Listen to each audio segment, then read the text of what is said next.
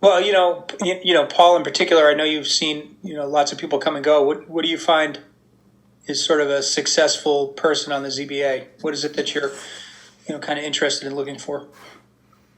I think having some sort of legal background is definitely a plus. But I also think I'm not a lawyer myself, but having a deep understanding of the bylaws.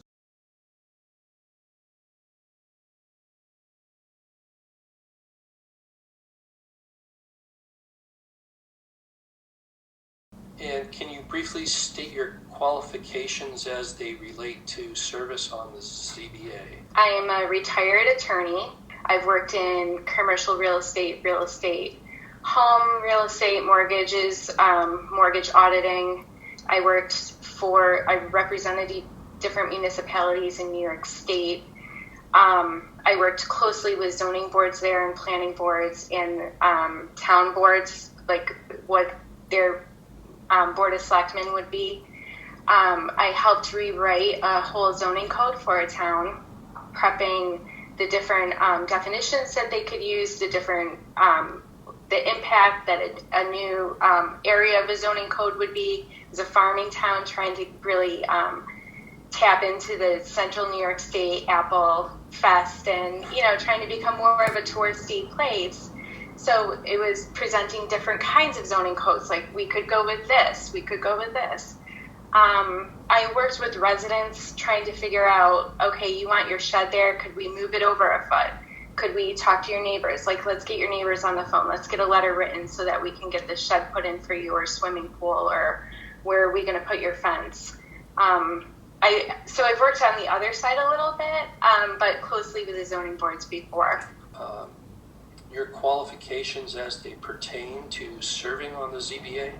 Yeah, so in my profession, I am a regional planner for the state of Massachusetts, and in that role, I work on agricultural conservation, working with property owners, each time reviewing survey plans and siting, and I have to work with them on determining future uses of their properties and excluding certain areas from restrictions and figuring out what fits in with zoning bylaws in each town where they're at, to ensure that they're giving themselves the rights that they need to conduct whatever they'd like to do on their properties in the future. So I'm regularly looking at zoning bylaws and have been, throughout my career, and reviewing plans. So I'm very familiar with, I think, what I would have to be looking at as a zoning board member. I've also in the past worked with other communities on thinking about bylaws, but as you noted, that's sort of the planning board's purview to actually draft those up.